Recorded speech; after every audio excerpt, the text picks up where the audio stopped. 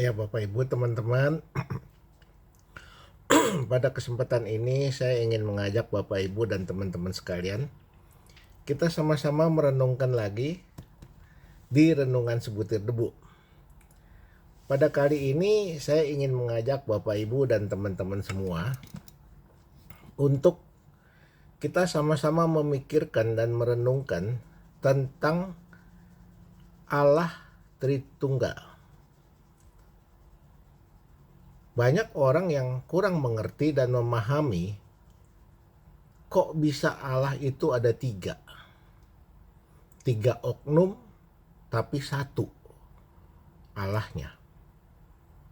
Nah ini sangat membingungkan untuk bisa diterima dengan akal. Tapi saya mencoba untuk menjelaskan supaya teman-teman sekalian mungkin bisa lebih jelas gambarannya untuk bisa menerima bahwa bukan ada tiga Tuhan di ajaran Kristen, tapi hanya ada satu Tuhan. Ya. Nah, untuk itu saya ingin mengajak teman-teman untuk kita membaca dari kitab Kejadian pasal 1. Ya, kitab Kejadian pasal 1 ayat 1 ya. Itu kelihatan sekali di situ bahwa disebutkan sebagai berikut. Itu judulnya Allah menciptakan langit dan bumi. Ya, Allah yaitu YHWH. Allah, Tuhan, pencipta alam semesta. Ya. Ini dulu nih. Kejadian pasal 1 ayat 1. Ya. Allah menciptakan langit dan bumi. Pada mulanya ayat 1. Allah menciptakan langit dan bumi. Bumi belum berbentuk dan kosong, gelap gulita menutupi samudra raya. Roh Allah melayang-layang di atas permukaan air. Coba Bapak Ibu perhatikan pasal 1. Pada mulanya Allah adalah pribadi Allah. YHWH. Yahweh. YHWH. Menciptakan langit dan bumi. Pada waktu itu bumi masih belum berbentuk dan kosong, gelap gulita. Roh Allah melayang-layang di atas permukaan air. Ayat 3-nya, berfirmanlah Allah. Berfirmanlah Allah. Allahnya berfirman. Jadilah terang. Lalu terang itu jadi. Ayat 4-nya, Allah melihat bahwa terang itu baik, lalu dipisahkannya terang itu dari gelap. Dan Allah menamai terang itu siang, dan gelap itu malam. Jadilah petang, dan jadilah pagi. Itu adalah hari pertama. Ya. Terus kita lihat lagi, tadi adalah Allah, kemudian roh Allah, ya, ada Allah, ada roh Allah, kemudian ada firman. Jadi Allah menciptakan dunia dengan berfirman, ya. Nah, kita lihat dalam Yohanes 1 ayat 1 sampai kita lihat ayatnya bunyinya gini. Firman telah menjadi manusia. Pada mulanya adalah firman. Firman itu bersama-sama dengan Allah dan firman itu adalah Allah. Ya, tadi ya Kejadian 1 ayat 1 Allah. Kemudian Allah dan roh melayang-layang. Roh Allah artinya ada dua oknum tuh. Allah dan rohnya melayang-layang. Kemudian Allah dan Roh berfirman. Berfirman, jadilah terang. Jadilah pagi dan malam. Ini Bapak Ibu perhatikan ya. Jadi ada 3 oknum yang tersirat di dalam Kejadian pasal 1. Ya. Kemudian diperjelas dalam kitab Yohanes pasal 1. Pada mulanya adalah firman. Firman itu bersama-sama dengan Allah dan firman itu adalah Allah. Ia pada mulanya bersama-sama dengan Allah, ayat 2-nya. Segala sesuatu dijadikan oleh Dia. Dan tanpa Dia tidak ada satupun yang telah jadi. Dari segala yang telah dijadikan. Terus ayat 4-nya ditulis, dalam Dia ada hidup. Ya. Dan hidup itu adalah terang manusia. Terang itu bercahaya dalam kegelapan dan kegelapan itu tidak menguasainya.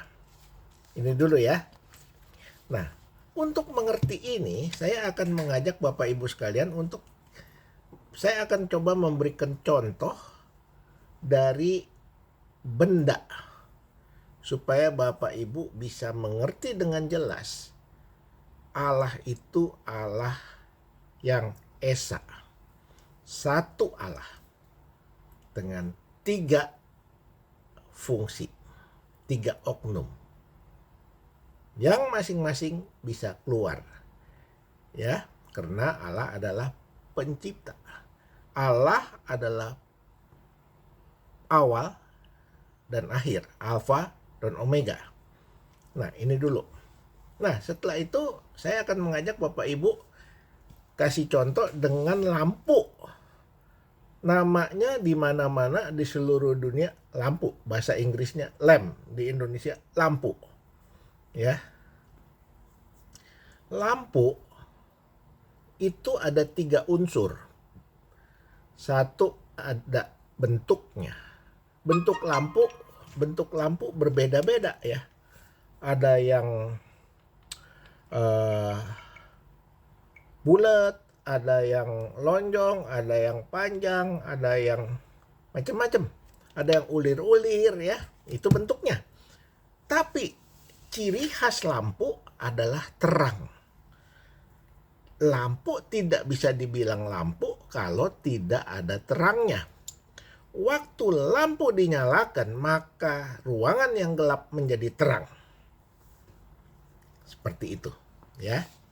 Jadi lampu dan terangnya menerangi ruangan yang gelap. Kemudian satu unsur yang penting yang merupakan sumber dari terang itu adalah apa?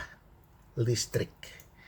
Lampu kalau tidak ada powernya, tidak ada listriknya, tidak ada minyaknya, kalau lampu tempel ya, tidak ada minyaknya, tidak ada power, kekuatan yang menyalakan, yang memberi terang, tidak berguna. Jadi lampu kita lihat ada 3 unsur. Ada listrik, ada sinar, ada bentuk. Tapi namanya lampu. 3 unsur tapi 1 nama. Dari sini saya akan mengajak lagi Bapak Ibu lebih meningkat lagi untuk lebih mengerti. Manusia juga namanya manusia 3 unsur. Ada roh, ada daging, ada darah yang merupakan jiwa. 3 unsur, roh, daging, darah. Ya. 3 unsur ini namanya manusia. Rohnya keluar, dia jadi gila. Darahnya keluar, dia jadi mati. Ya, dagingnya tidak berguna. Jadi 3 unsur bersama-sama.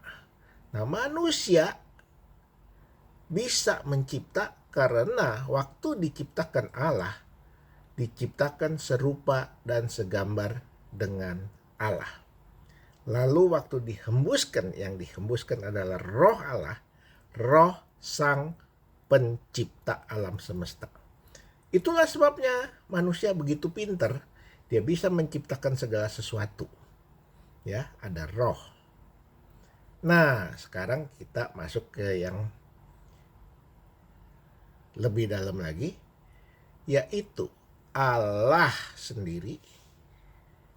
Ya, dalam Allah tentu ada firman-Nya. Allah bisa berkata-kata, bisa berfirman. Kenapa dia berfirman? Karena Allah pencipta memiliki roh kudus, roh pencipta. Jadi Allah Bapa merupakan powernya yang memiliki pemikiran untuk menciptakan langit dan bumi beserta alam semestanya. Lalu karena berkuasanya dia hanya berfirman, maka jadi segala sesuatu yang dijadikannya. Ya, sesuai yang ditulis di kitab Yohanes pasal 1 ayat 1 sampai 5. Jadi Bapak Ibu, untuk mengerti itu kita bisa mengerti dengan mudah, ya. Allah, roh Allah itu satu bersama-sama firman. 3 oknum menjadi satu yang menciptakan alam semesta ini. Ya. Maka kita bukan punya Allah 3, tapi 3 in 1. Satu Tuhan yang Alfa Omega. Dialah penguasa alam semesta yang menciptakan langit dan bumi dan beserta segala isinya, termasuk kita. Jadi wajib kita sebagai anak-anak Tuhan untuk taat dan patuh kepada firman pencipta kita. Sampai di sini dulu Bapak Ibu. Mudah-mudahan Bapak Ibu teman-teman bisa mengerti dan bisa menjelaskan kepada orang yang bertanya-tanya, kenapa Allah ada 3? Tapi sebenarnya Allah tidak ada 3, hanya ada 1. Sama seperti manusia, ada roh, ada daging, ada darah. 3, tapi namanya manusia. Sampai di sini dulu teman-teman, Bapak Ibu sekalian. Terima kasih sudah menonton YouTube ini. Jangan lupa klik subscribe. Tujuan saya supaya makin banyak orang Kristen, orang-orang yang beragama di luar Kristen pun bisa mengerti dan tidak mengatakan Allah kita ada 3, tapi 3 in 1. 3 dalam 1. Tuhan memberkati.